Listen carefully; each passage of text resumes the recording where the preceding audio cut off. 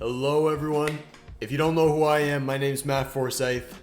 I've scaled my agency to $10,000 per month, and using the same principles I teach in at my videos, we're going to be scaling up to $40,000 per month.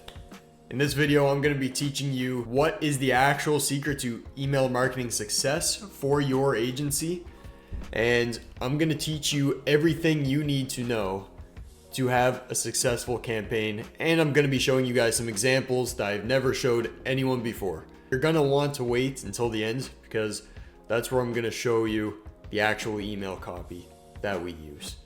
So without further ado, let's just hop right into it. So this is one of our, you can call it an SOP, but really it's just dissecting our company to give us the ability so that we can accurately diagnose which parts in our client's process that constrains our company. I believe in the theory of constraints. If you're faced with a bottleneck, if you can just accurately pinpoint it and solve for it, then you can move on to the next level of the game. At the end of the day, everything in business is a game. It's a level that you have to beat. And once you beat that level, it's generally going to be way easier. If you've ever played any video games, maybe Mario back in the day on Nintendo DS, you have to beat the previous level to advance to the next. And you find once you go back to that first world or that first level that you originally beat, it might have felt hard at the time, but you go back and it's like, holy cow, this is actually really easy. And all of this, it's exactly the same. So what you need to do is you need to figure out the major constraints in your outbound. It really is that easy, guys. So figure out the major constraints in your email outbound. Figure out the solutions to optimize and speed up the process as quickly as possible. It was the founder of IBM who said this, but someone asked him, how do you succeed or how do you become successful quicker? And he said, double your failure rate. So fail really quick and just get better, guys. So we built this. So internally for our sales outbounds, by and large, for the sales side of things, there's only going to be 4 major pillars, which is lead generation. Where do you get your leads from? How do you set appointments with your avatar? Then from there, closing. And then once they're closed, you have to onboard them. So of course, there's going to be steps in between leads and appointments. You're going to be dealing with actually qualifying these leads. How are you going to reach them? Is it going to be cold call? Is it going to be cold email, etc.? In this one, obviously, we're talking about email outbound. Between setting appointments and closing, obviously, there's a lot of stuff you can do to optimize your show up rate. There's stuff to inform the customer. You can handle objections before closing with VSLs. Plenty of stuff there. Again, not the main focus of this video, but if you have questions, just comment down below. And next is onboarding, which is how can we make this as smooth as possible for your clients? And how can we make the experience that they have from the start of not knowing you all the way to onboarding as smooth as possible, as consistent as possible? You guys get the idea. So for this, we're mainly looking to help out people that already have some clients and they might be struggling to get them results. Of course, if you're just starting out with your agency, this is still applicable to you because you can just take the same things learned from this video and just apply it to your own business. So it still works. But starting at the top, we're going to go over everything within this box and how you can start fixing it. I'm going to clear this out over here. But starting at account setup. So when you first set up the account, there's going to be a select few things you're going to want to do. This can take some time. It can be a little bit costly, but you can optimize it pretty quick. So what we use is we use premium inboxes and pork bun for our domains. So you, with the client, you just take a form, super simple, get the permission obviously to create domains that resemble their business domain. But once those are created on pork bun, it's super cheap, like $11. Then you go to premium inboxes, and from there, you just enter in all the information for your email outreach account. That could be instantly, that could be smart leads, whatever it may be. And then the information for your domain provider could be GoDaddy. We use Porkbun because it's a bit cheaper. And then they will set up your email domains and they make everything up to speed, optimized. They start warming them up for you. And this is the foundation.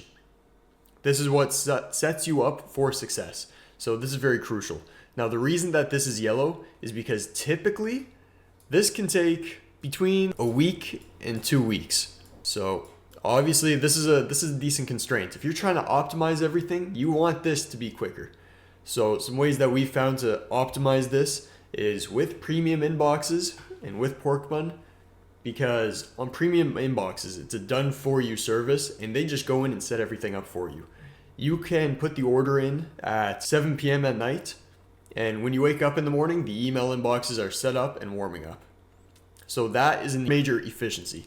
That puts it down to 1 day to set up.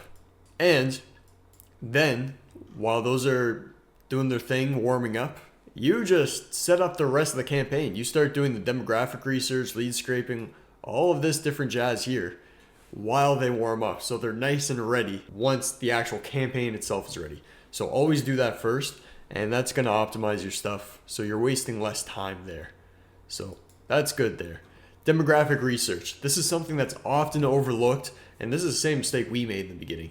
So learn from my mistakes. Skip this terrible step. So do your demographic research. If it comes down to it, even run a test campaign just to contact people in various niches and offer them like a $10 gift card to Starbucks or something like that.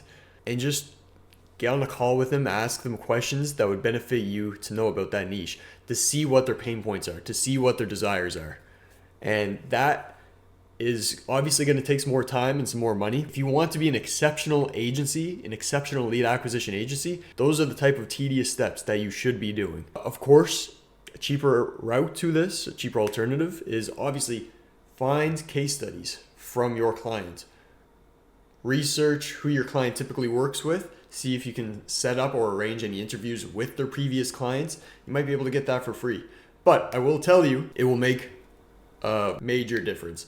And a word of advice, if your client doesn't really know what niche or industry to target, you're going to want to niche slap. So this is a term used by Alex Hormozy, but it's essentially saying you can't do multiple niches. You can make money in all niches, but you can't make money doing all of the niches. You have to choose one. That's what a niche slap is. You got to niche slap people sometimes. That's what it's like. There's an old adage in marketing and sales, which is when you speak to everyone, you speak to no one. So niche down as quickly as you possibly can and start targeting those people. The jargon in your emails, cater it to that demographic. It's going to make the world of change. So I'm going to check that sucker off. Lead scraping. So once you have the demographic research, this is actually easy. You just need a software to actually get leads from. A very popular one, it's the one we personally use, is Apollo.io. They scrape from LinkedIn and I think a little bit from Google as well, Google and Facebook, but it's super accurate. You can get verified emails in there. It's 100% amazing. It can be on the costly side if you're doing large volume, but at the very least, give it a check. I know there's a free trial that you can do, very limited access, but you can still check it out for free. If you guys have any suggestions for lead scraping softwares, let me know. I'd be interested to hear. Then next set, if you are going for pure optimization, use Clay because you can create variables using AI that are very accurate. I know Instantly.ai as well as Apollo.io are trying to get in the same ballpark as Clay and make it so you can use AI automations to make custom variables. But to be honest, I've found that the Clay variable system is far superior, at least right now as of March 12th, 2025. Some variables that we use is company name normalization. It removes Inc. or corporation at the end, makes it seem more regular. Sometimes a title cleanup. So if it's CEO and founder, it could just normalize it to all lowercase and just CEO or founder. One of the two. That's just an example, of course. What the company specializes in, it puts it all in lowercase so it doesn't look like spam. What industry they're in, all lowercase again. Just cleans things up, cleans the data up. We've also used it in the past to target people with certain reviews on Google. So you can get creative with it. Give it a check out. This is definitely a way to level it up. This, again, these last three aren't as much of a constraint. It's more so tedious work and It all adds up to create a great service for your customer. An example of this is there's no silver bullet that you can shoot to just get phenomenal results. The whole thing is really just a series of tiny metal BBs. So it's 1%, 1%, 1% better. It all adds up. Don't neglect these steps. So here's where things start getting real. It's going to be the email copy, which everyone wants to hear about. Actually getting replies, because the first constraint is like, shit, we're not getting any replies. So how do we fix this? The next one is like, we're getting replies, but no one's scheduling appointments. And then it's optimizing show up rate, because it's like, well, we're setting up a bunch of appointments, but no one's actually showing up. And then finally closing. And that's going to depend on whether you guys close or if you leave it up to your client to close. We're going to touch on all that. We'll start at the beginning here for email copy. So email copy setup, it doesn't take that much time. Once you have winning copy, or at least a few formulas for winning copy, it's actually super easy. So it's pretty much just plug and play depending on the niche that you are targeting.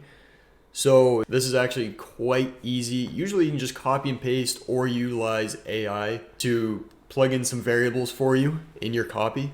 And like I said, guys, stick around to the end. I'm going to actually show you what our copy formula looks like, some of the strategies that we use. I'm also just going to go over the principles of it in this next step here. So getting replies.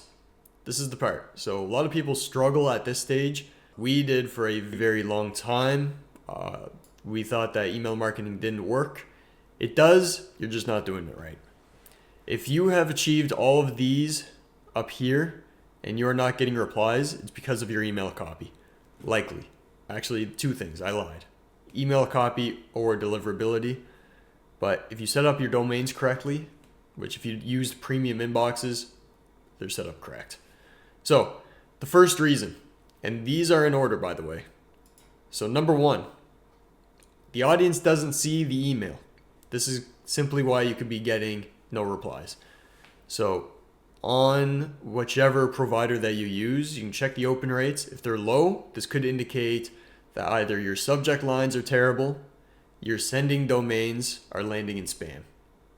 So to dive a little bit deeper into that, your subject line should be 1 to 5 words max.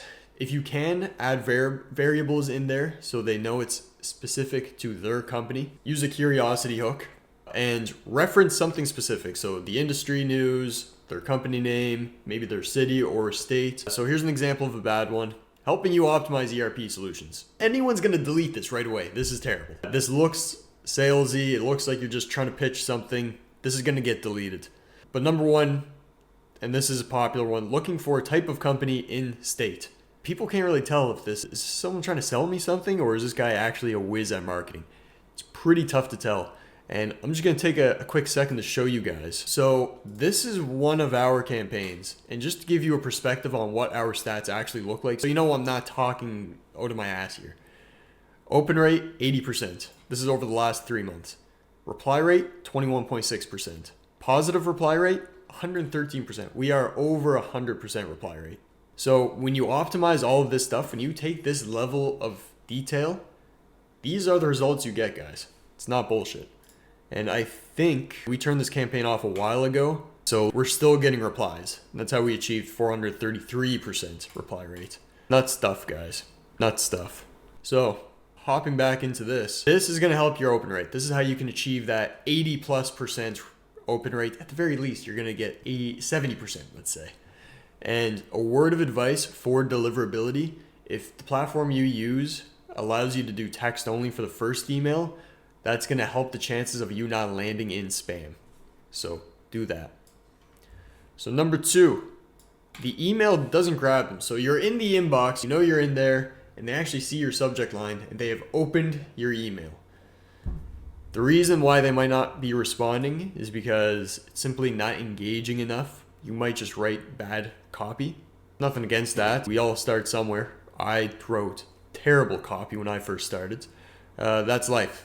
That's how you learn. It's completely okay. So this is how you fix that. It could be not relevant to them. That could be a targeting issue. It could be too generic. So you just have to niche down with not only your audience, but also your jargon or the stuff in your copy. And it could be because you have no curiosity / hook. So this is how you fix that. First sentence, like this, you have to be conscious of this. The first sentence appears in inbox preview. So if it looks like a pitch in that first 20 words, let's say, people are going to ignore it. They're not even going to click on it. As they're reading your email, it should almost be like Trojan horse. It should look like you're a customer almost. So add just, I'll save it for later, but you get the idea. Avoid introducing yourself right away. That's what a salesperson does. You're not a salesperson. You are someone who's looking to connect with these people. You're looking to build a relationship with them. You're looking to connect with them. And you're looking to make them feel important, because that's what your job is. It's not so much salesperson, but it's to make them feel important. And as a byproduct, by creating a meaningful relationship, you will get sales. But that shouldn't be your main focus. So, hey, first name, I'm Matt from Valente, and we help companies. You get the point. Delete. Gone. This is a good example. Saw, company name, is expanding into city. Must be a wild time right now. And you know what? I put this in here quick, but don't use that dash, because that's what AI uses. And people see right through that stuff, because guess what? Every single person does it. So don't put that there. That's my mistake. So the actionable fix for this is A/B test different first line hooks and use hyper relevant insights. So in Apollo, you can search by recent funding or expansion, hiring trends, etc. You get the point. And you can reference those in your email so they know it's relevant to them, which it's going to make it look like it's not automated, and it's going to result in a higher reply rate. So if you're doing all of that stuff correctly, pretty much brings you down here. Number 3. And this is where it gets pretty important. So the ask could be too high. So in your email, you never want to start right off the bat without actually talking to this person with, let's book an appointment. It's too much of an ask. They don't know who you are yet. They don't know what you're offering. They don't know any of this stuff. So they're not going to book an appointment. It's not worth their time. So you're asking too much of an ask, and it comes across salesy too. So instead, do this. Don't ask for the call right away. Don't make them think hard about it. Just make it a simple yes or no question, or just a very simple question. And for a pro tip here, make it a question they would want to answer. Boost their ego a little bit. So, would you be open to a 15-minute call to discuss blank? No. They delete it. Instead say, hey, any thoughts on this, or am I way off right here? This is a better one. And there's different twists you can put on this that are going to be superior to this one up here. So every email should have one easy to answer question. And again, I'm going to show you guys our email afterwards here, just to give you an idea on what this looks like. Finally, a lot of the replies that you get aren't going to be in the first email. It's going to be in the follow-ups. I'm actually just going to show you super quick, hands-on data. A lot of people pride themselves in their first email. And I get it. A lot of people respond because of the first email. The first email is the foundation. I think it was Brian Tracy who said this. But if you want to see how tall a building is going to be, look how deep the foundation is. And if you build a really deep foundation here in your first email sequence, it's going to set you up for success in the following. So we have a 21.6% reply rate here, but only 9% of that is from the first email. It's the follow-ups that keep stacking our reply rates. 5.5%, 3%, 6.8%, 9.1%. So you could just not be following up effectively. That's the case a lot of times, guys. So don't neglect the follow-ups. And I'll add on to this one more, because those are just the follow-ups if they don't answer immediately. Once they do answer, 2, 3, 4 follow-ups. It requires multiple touch points to actually set appointments and to actually close calls. So most replies on emails are going to be 3 or 4, not just email 1. Each follow-up should feel natural, not robotic. So follow up 3 to 5 times before closing out a lead. A lot of people are just going to say, well, they didn't answer, mark them as not interested, keep moving. You're just leaving money on the table. So follow up 3 to 5 times and space them out a little bit. Some people say multiple times per day or even within 12 hours. I try to keep it natural. You guys let me know what you guys have found success with, but I typically like to do 1 to 2 days apart. And that's how you can fix getting replies. So super quick, I'm going to show you guys what our copy looks like, just to give you guys some context. So this is the formula right here. This might be a lot to look at right now, but again, this is our success metrics down here. You want to keep it to 39.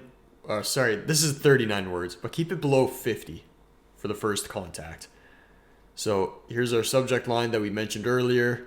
Hey, first name. I have a couple questions. So it's a low ask. This is short and concise. Describe the company. That must be accurate, or else people are going to slam dunk on you. Learned that the hard way.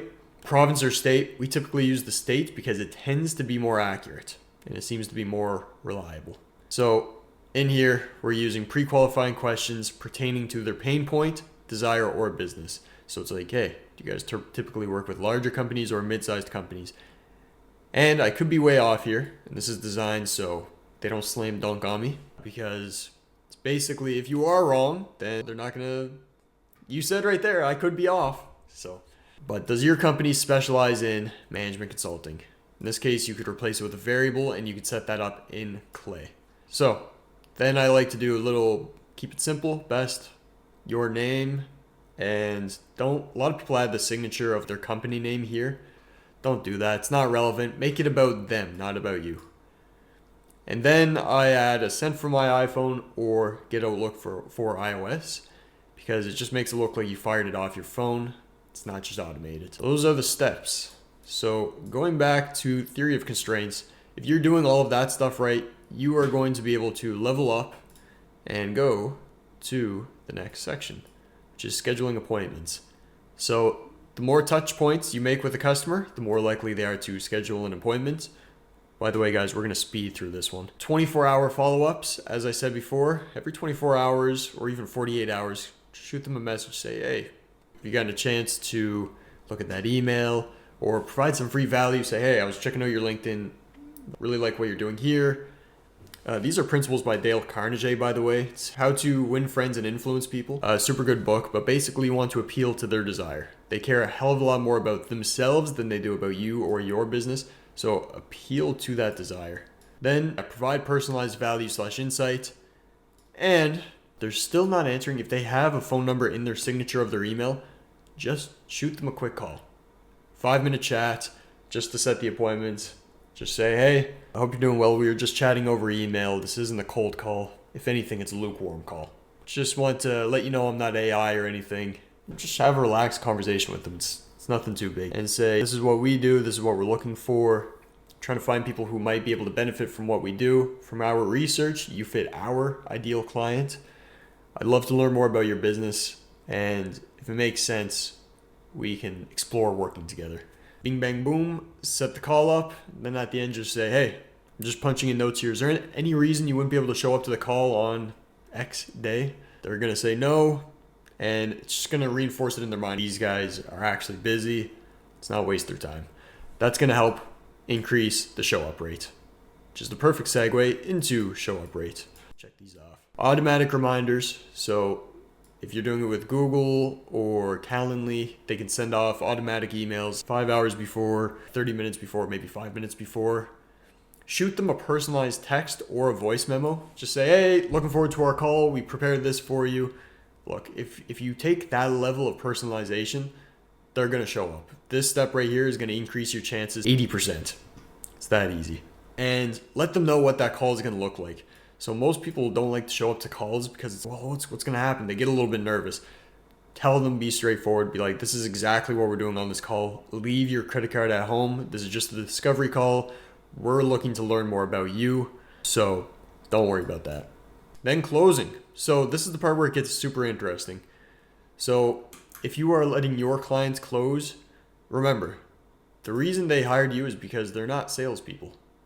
And that's completely okay. Most people aren't. So you want to help them out here. And it's going to make your service look that much better. And it's super beneficial.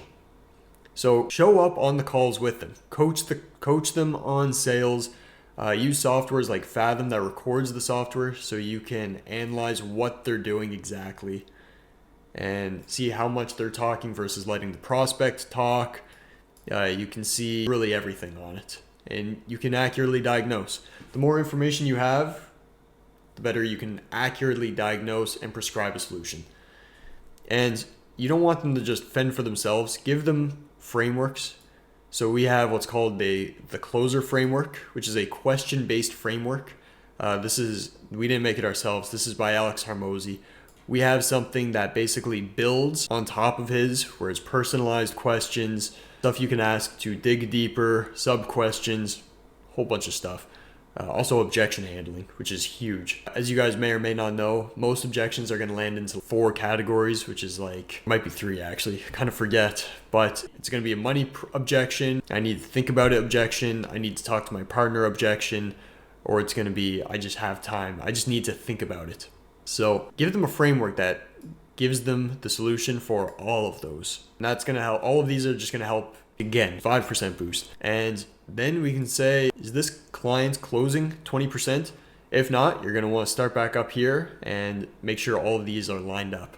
Maybe even make sure they have a CRM to make sure everything's accurate. If they are closing 20%, that's great. You can help them improve it if possible, get that percent higher. But at that point, you're done, guys. Collect your money. If you're doing a revenue share model, fantastic, collect the money. If you're doing pay per closed appointments or whatever, collect the money. This is the mastery. These are the theories of constraints for pretty much every agency, every lead acquisition agency at least. So guys, this is the blueprint. This is how you make $40,000 per month. You just have to figure out which constraint it is. You can build this out yourself and get even more in depth than what I did. But if you like this video, if this helped you out, give it a like. It just shows me that you guys are actually getting some value out of this and I should keep going. I know it's been a while since our last video. We've been super packed busy onboarding as many clients as possible per month. And guys, if you guys ever want help with your agency, just comment down below. I'm always checking the comments on it. I love your guys' support and I look forward to seeing you guys at the top. Peace.